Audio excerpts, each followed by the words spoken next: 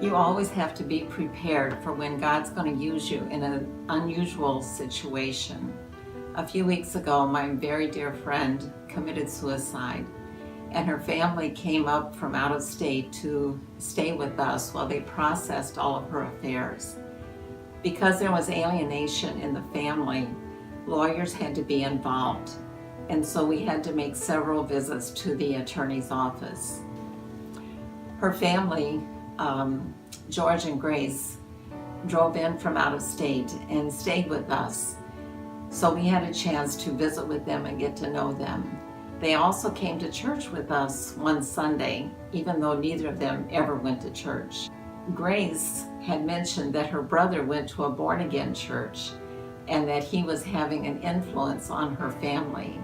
She's originally from the Philippines and had not even thought about church here in America. So as they were handling the affairs of Shirley and going through the trauma of dealing with alienation in the family, we had several visits to the lawyer's office.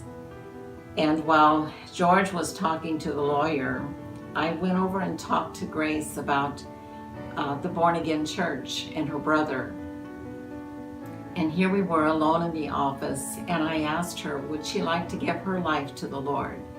And right there, in the midst of all this chaos, she prayed the sinner's prayer and accepted Jesus as her Lord and Savior.